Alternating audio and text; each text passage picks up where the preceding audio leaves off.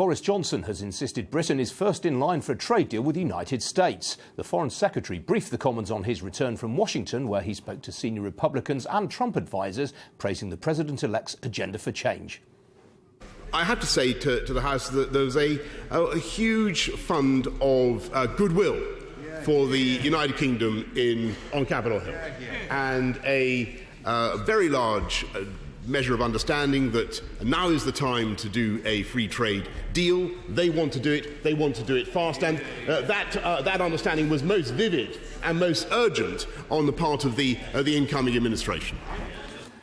But should the UK be concentrating on the US? Earlier I spoke to Mr Johnson's Conservative colleague James Cleverly, who's co-authored a paper today arguing for increased trade with the Commonwealth.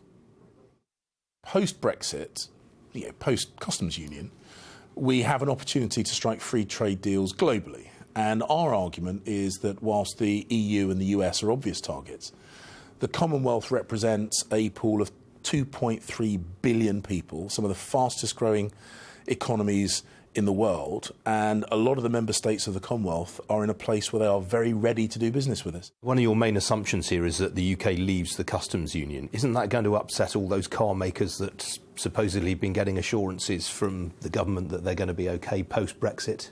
We've not taken an explicit position on the customs union. I think the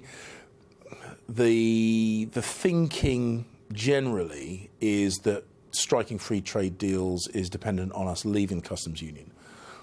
But we're in uncharted territory, and if the government can strike a deal where we can, maintain partial membership of or associate membership of, then that's fine.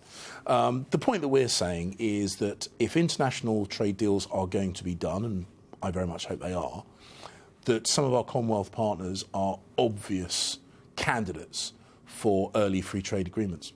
Isn't it the case, though, that with trade, you're more likely to do trade with people who are on your doorstep, which for the UK means the countries in the EU, rather than countries like Australia, which are halfway around the world?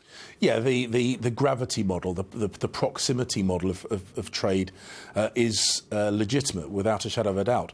And we're not suggesting in the paper that we do a single Commonwealth-wide free trade deal, because I think that's impractical in the immediate or foreseeable future. But what we are saying is that the scale of economies like Australia, New Zealand, Singapore, India, for example, mean that it's well worth the investment in that extra mileage to get these free trade deals. And we're not suggesting we do this instead of deals with our European partners. This is as well as rather than instead of.